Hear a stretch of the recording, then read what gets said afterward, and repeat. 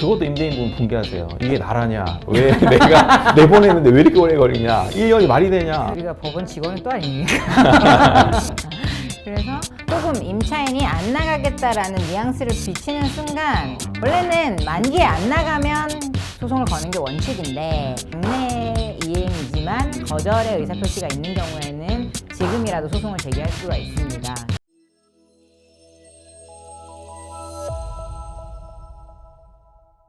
안녕하세요. 부동산 전문 김민종 변호사입니다. 이번 시간에는 집주인, 임대인이라면 반드시 알아야 되는 필수 법률 지식에 대해서 한번 살펴보겠습니다. 안녕하세요. 해결사 쪼변 조세영 변호사입니다. 부동산 전문 변호사로 활동을 하니까 임차인분들이 억울하신 경우도 많지만 집주인분들이 너무너무 힘들어하시는 경우들도 많더라고요. 맞아요. 집주인들이 임대차 보호법을 보시면서 엄청 붕괴하시는 분들이 많더라고요. 이 나라가 뭐 임차인을 위한 나라냐.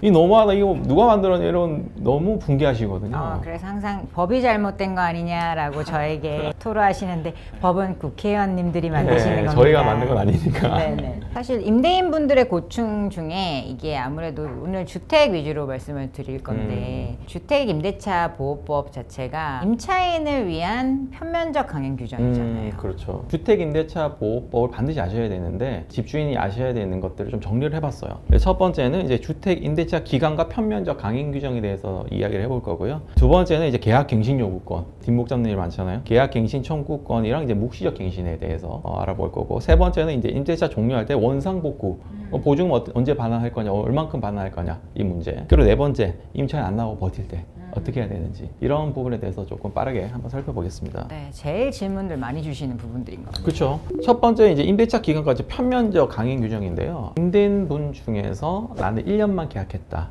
나는 6개월만 계약했다, 계약서에 써져 있다, 우리 아주 특수한 상황인데 3개월로 썼다, 실제로 그게 3개월 적혀 있어요. 그런데 나중에 이제 임차인이 이제 조금만 더 살자 라고 하다가 2개월 뭐 1개월 더 살다가 나중에 나는 내 권리를 찾아야겠다, 알고 보니까 난 뭐 2년이라고 하더라 라고 하면서 2년을 주장을 하는 경우가 많더라는 거죠. 네, 이게 임대인분들이 잘못 생각하시는 게 1년으로 쓰면 임차인에게 두 가지 기회를 주는 거예요. 임차인이 1년 살고 싶으면 1년 살고 2년 살고 싶으면 2년 살게 해주는 선택권을 주는 거기서 붕괴하는 거예요. 거기서. 이게 나라냐. 맞아요. 말이 안 되는 거거든요, 사실. 1년이라 돼 있으면 1년 살아야 되는 게 맞잖아요. 근데 왜 선택권을 주는 거예요? 저도 조금 이해가 안 되는 부분이 있어요. 단기 임대차가 문제가 되는 경우가 요즘 고급 아파트, 고급 빌라들이 많으니까 그렇죠. 뭐 용산이나 강남이나 뭐 잠실 이런 곳에 비싼 그런 집들은 짧게 계약을 하고 이제 잠깐 살다 나가는 그런 케이스들이 유튜브 막 찍고 나간다던가 그렇죠. 그런 케이스들이 있는데, 임대인은 당연히 이 사람이 3개월만 살고 나갈 거라고 생각하고 계약을 했는데 이 사람이 2년을 이제 살겠다라고 주장하면서 문제가 되는 경우들이 있어서 실제로 우리가 소송도 했었잖아요. 네, 그런 소송 했었죠. 실제 그 소송에서 임차인분 똑같이 한 거예요. 처음에 6개월 정도 살겠다고 했는데 나가는데 조금만 더 시간 달라, 이사 갈 집은 구해야 되지 않겠냐 하면서 2개월 달라고 했다가 뭐 또 돈이 없으니까 뭐 1개월 더 달라고 했다가 계속 끈 거죠. 끌다가 아까 말씀드린 것처럼 내 권리를 찾겠다 라고 하면서 2년 주장을 한 거죠. 그런데 이제 저희가 증거를 잘 확보를 해뒀어요. 계약서에 뭐 단기 임대차 계약서라고 적혀 있었던 건 아니었는데 그래도 단기로 우리가 뭐 6개월 정도 하고 나가기로 했다라고 한 뭐 문자 내용이라든지 카톡 내용이라든지 디지털 포렌식 복구까지 하면서 그 녹취 파일을 찾았고요. 치밀하게 주장을 해서 겨우 내보냈어요. 증거가 없으시면 2년 살 수도 있습니다. 맞습니다. 이게 단기 임대차가 분명한 경우에는 2년을 주장할 수 있다라고 하는 주택임대차 보호법이 적용되지 않는다라는 규정이 있잖아요. 그렇죠. 이게 3개월 그리고 6개월 미만이었기 때문에 사실 해결이 된 거고, 그렇죠. 1년 정도 잡으시면 곤란합니다. 1년짜리는 1년 살고 싶으시면 1년 사시고 2년 살고 싶으시면 2년 사세요. 이런 얘기가 되는 거니까 주의하셔야 돼요. 가장 사실은 많이 문제가 됐고 제가 그 날짜를 잊어버리지 않지 않습니까? 갱신 요구권이 시행된 날짜가 2020년 7월 31일부로 시행이 됐습니다. 영상도 너무 많이 찍으셨고 네. 연락도 너무 많이 받으시고 네, 저희 네, 사무실에도 엄청 사건 많이 했잖아요. 부동산 전문이지만 갱신 요구 전문 변호사가 아닌가 싶을 정도. 그 뉴스 같은 곳에서 많이 나가셔가지고. 네, 맞습니다. 그래서 이게 개념을 생각해 보면 일단 2년 전세 계약을 한 다음에 만기로부터 6개월에서 2개월 사이 기간 중에 2년 더 살게요라고 요구를 하면 집주인은 정당한 사유 없이는 이를 거절하지 못한다라는 게 기본 골자입니다. 지금 3+3+3 이제 법안까지 이제 나와 있는데 안 돼. 이제 그렇게는 아마 좀 힘들지 않을까 싶고요. 지난번 영상에도 촬영을 했는데 너무 좀 과도한 측면이 있고 현재는 아무튼 2+2입니다. 이제 2년간 계약을 했다가 만료되기 6개월 전부터 이제 2개월 사이에 주택 같은 경우에는 계약갱신 청구권을 행사를 해야 되잖아요. 그런데 잘 모르시는 분들도 많아요. 그래서 계약갱신 청구 행사를 안 하는 거죠. 임대인도 안 하고 임차인도 안 하는 거죠. 그러면 이제 묵시적 갱신이 되잖아요. 이제 묵시적 갱신이 되면서 2년 살고 2년 더 사는 거죠. 그런데 이제 묵시적 갱신은 계약갱신 청구권을 쓴 게 아니잖아요. 맞아요. 그게 진짜 완전 큰 패착이 될 수가 있어요. 네. 2년 더 살았으니까 이제는 나갈 수 있겠지라고 했는데 아닌데요. 묵시적 갱신이었는데요. 그렇죠. 임차인 입장에서는 엄청 꿀팁이죠. 네. 이제 임대인만 모르면 평생 살 수 있습니다.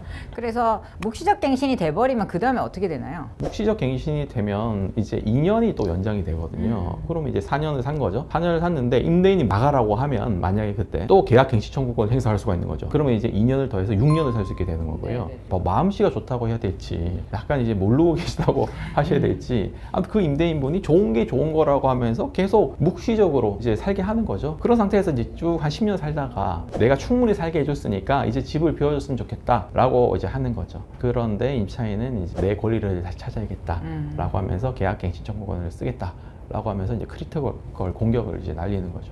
그러면 그러면 2년을 12년. 더 살게 해주셔야 되잖아요. 그렇죠. 그러면서 이제 아주 좋았던 관계가 이제 원수로 변하면서 서로를 증오하게 되는 관계가 됩니다. 집주인이 내가 직접 들어가 산다고 하면은 갱신 요구 안 받아들여도 되잖아요. 그렇죠. 직접 들어가서 살겠다라고 하면 계약갱신 청구권 행사할 수가 없는데 그게 또 이제 큰 쟁점이 되고 있잖아요. 네가 들어와서 살지 내가 어떻게 아냐. 못 믿겠다. 못 나간다. 이런 사람도 너무 많거든요. 그러니까 대법원 판례의 표현을 따서 보면 좀 오해할 여지가 있는 게 집주인이 직접 살기로 했다라는 그 입증 책임은 집주인에게 있다라는 표현이 대법원 판례로 나왔는데 그 사안은 왜 그랬냐면 집주인이 집을 팔겠다고 했다가 내가 들어가 살겠다고 했다가 우리 아들이 들어가 살겠다고 했다가 이렇게 자꾸 말을 바꾼 그런 사안이었어요. 그러니까 집주인이 직접 들어가 살겠다라고 하는 그 의사표시의 진위가 의심되는 상황이었기 때문에 당시에 직접 들어가 살기로 했다라는 어떤 준비 상황이나 그런 것에 대한 입증 책임이 집주인에게 있다라는 표현이 나온 것이지 집주인이 지속적으로 내가 여기에 들어가 살기로 했다라는 말만 하더라도 사실은 말 바꾸기만 없었다면 그건 입증 책임을 집주인에게 지우는 건 좀 과도한 측면이 있는데요. 집주인분들이 좀 조심을 하셔야 되는 게 그냥 내가 들어가 살게요라고 하면 요즘에 임차인분들이 그 판례를 이용해서 직접 들어와 살겠다는 증거를 내밀어라라고 하기 때문에 자녀분이 있으시다면 전학을 준비하시다든지 뭐 학원이나 어린이집을 옮기려고 알아보시는 상황이라던가 뭐 직장이 변동이 있었으면 그런 것들 그럼 준비는 좀 해놓으셔야 될 것 같아요. 그걸 얼만큼 어떻게 입증을 해야 되는지도 기준이 없잖아요. 그것도 매우 애매하고 그리고 의심 많은 임차인들은 아무리 입증해도 안 믿습니다. 그러니 답이 없는 거거든요. 실제 저희도 소송을 했었잖아요. 네. 임대인이 정당한 사유로 실거주 의사가 있었어요. 계약갱신 거절할 당시에. 그런데 나중에 한 1년 정도 지난 시점에 이제 새로 임차인을 구하게 된 거죠. 그런데 임차인이 그걸 발각하고 손해배상 청구를 하라라고 들어왔는데 그 임대인은 실제 직장을 이직하면서 지역을 옮기게 됐고 실제 자녀도 다 세팅이 돼 있었는데 그 이후에 해고 통보를 받았나? 아무튼 직장을 못 다니게 되면서 다른 곳에 이사를 할 수밖에 없었고 새로 임차인을 구할 수밖에 없었던 상황이었거든요. 그런데 이제 임차인 입장에서는 1년 뒤에 다시 고가의 보증금 전세 계약을 체결을 했으니 이제 눈이 뒤집힐 수밖에 없는 거죠. 안 그래도 안 좋게 헤어졌는데. 그래서 이제 소송을 했는데 저희가 치밀하게 입증을 해서 겨우 이제 임대인이 승소했었잖아요. 네. 이제 너무 과도하게 입증 책임을 부담한 거 아니냐. 내 집에 내가 들어가 살겠다는데 직장에 이직했다거나 아니면 결혼을 했는데 이혼해서 뭐 이사하는 경우도 많잖아요. 사적인 내용까지 다 오픈을 해야 되는 게 조금 임대인 입장에서는 좀 부담스러울 것 같기도 해요. 맞아요. 이게 법에 정당한 사유 없이 이를 거절할 수 없다. 이를 거절하게 되면 손해배상 책임이 있다라고 규정이 되어 있기 때문에 정당한 사유가 무엇인지를 알 수 없고 그게 판례로 정립이 되어 가고 있긴 하지만 입증하는 게 참 힘든 일인 것 같긴 합니다. 그런데 이런 경우도 있잖아요. 주택임대차보호법에 따르면 이제 계약갱신 거절을 하고 그 이후에 기간 내에 임차 줬을 때 문제가 되잖아요. 네. 그런데 이제 매매를 하는 경우가 그런 있어요. 케이스도 되게 많아요. 네. 그 매매 했으면 상관없지 않냐. 계약서에 보면 임대라 돼 있지. 난 매매 아니냐. 그러면 난 손해배상 책임 질 필요 없다. 이렇게 얘기하시는 분도 계시거든요. 근데 판례가 요즘 좀 나뉘고 있긴 한 것 같아요. 그런 경우에는 매매는 주택임대차 보호법에 직접 적용은 받지 않지만 민법상의 불법행위에는 해당이 된다. 그렇다면 불법행위에 기한 손해배상 책임은 져야 된다라는 거는 기본 골자가 맞는데, 그러면 그 손해배상의 범위를 얼만큼 인정할 것인가. 기본적으로 뭐 이사비라든지 공인중개사 수수료 이런 쪽은 당연히 인정이 되겠지만, 요즘은 판례 중에 그런 것도 있어요. 그러면 임차한 경우와 동일하게 준해서 보겠다. 평균 전세가 상승률에 맞춰서 거기에 따른 24개월치 환산 월차임을 계산해서 그만큼을 손해배상으로 인정하겠다라는 판례들도 지금 종종 나오고 있거든요. 그래서 임대인분들이 그런 일을 겪게 되시면 내가 맥시멈으로 줘야 되는 손해배상 금액이 얼마 정도 될 수 있다는 걸 미리 계산해 볼 필요가 있어요. 대충 사는 척 하다가 이제 파는 건 어쨌든 뭔가 좀 불이익 페널티를 줘야 되잖아요. 네. 그래서 인정이 돼야 될 것 같고, 그런데 그 금액 자체가 애매한 경우가 많아요. 만약에 내가 10만 원 차이다. 10만 원이면 24개월 곱하기 돼 있잖아요. 그럼 240만 원이거든요. 240만 원 받으려고 변호사비 500만 원을 쓸 수는 없잖아요. 그럴 순 없지. 그거 이용하는 사람도 있어요. 그래서 애매하니까 그렇게 대놓고 하는 거죠. 그래 놓고 연락 오면 우리는 당시에 살 의사가 있었다. 너 알아서 해라. 라고 하면 240만 원 청구하기에는 번거로워서 청구 안 하시는 분도 있거든요. 일단 이제 임대인분들이 그러면 임대차 기간이 끝났어. 이 진상 임차인 나가서 너무 다행이다 라고 생각하는 케이스에서 종료가 된다고 해서 다 끝나는 게 아니죠. 아니죠. 원상복구에 문제가 있습니다.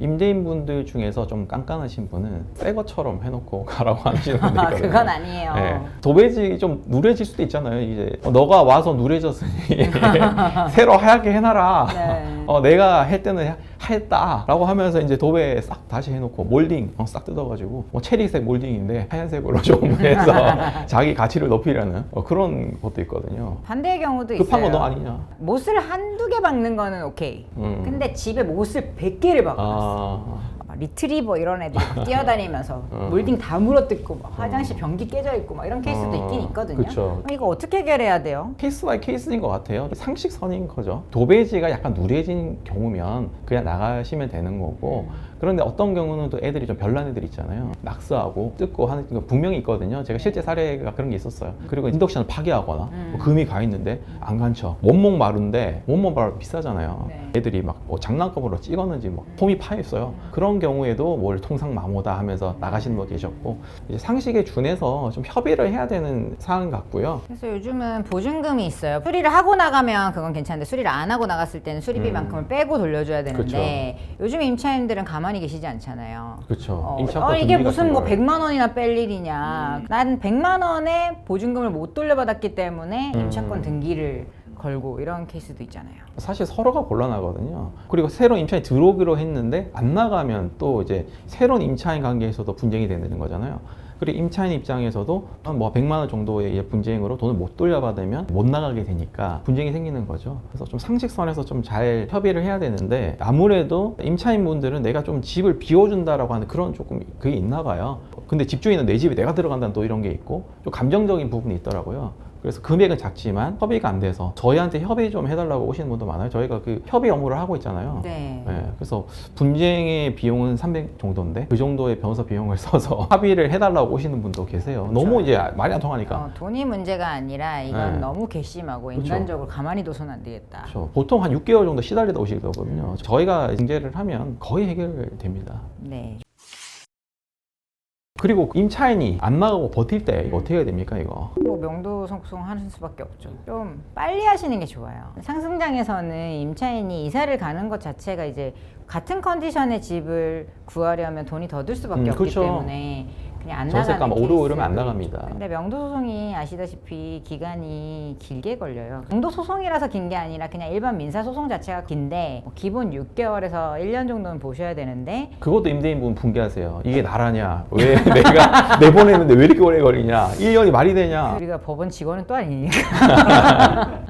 그래서 조금 임차인이 안 나가겠다라는 뉘앙스를 비치는 순간, 원래는 만기에 안 나가면 소송을 거는 게 원칙인데 당내 이행이지만 거절의 의사표시가 있는 경우에는 지금이라도 소송을 제기할 수가 있습니다. 그런 경우에는 뭐 3개월 남고 6개월 남았더라도 일단 소송부터 제기하시는 게 더 나아요. 그렇죠. 그리고 반드시 또 유의하셔야 되는 게 점유이전 금지 가처분 반드시 하셔야 된다. 제가 실제 최근에 상담했던 사례인데요. 임차인이 50대 여성이었어요. 그래서 저희가 점유이전 금지 점유죄금지 가처분 신청을 갔는데 그 여성의 옷과 뭐 도구는 아무것도 없고 20대 초반의 남성이 쓸만한 옷가지와 그런 물건밖에 없었어요. 그러니까 아들로 추정되는 인물이 살고 있었던 거죠. 그래서 저희가 이제 막 난리치니까 그래 좋게 해결하자 이제 하면서 나오더라고요, 임차인이. 그래서 실제 나가 사는 거 맞다, 내 짐이 조금 있다라고 하면서 결국 점유죄금지 가처분 집행은 됐었거든요. 그런 경우에 만약에 이제 배째라고 나오면 소송 다시 하셔야 될 수도 있어요. 좀 비용이 더 들게 되겠죠. 네, 명도 소송도 꼼꼼하게 챙겨서 진행하실 필요가 있겠습니다. 네, 오늘 반드시 임대인이 알아야 되는 이제 필수 법률에 대해서 살펴봤는데요. 또 다른 알짜 법률 지식을 정리해서 저희가 또 찾아뵙도록 하겠습니다. 감사합니다. 고맙습니다.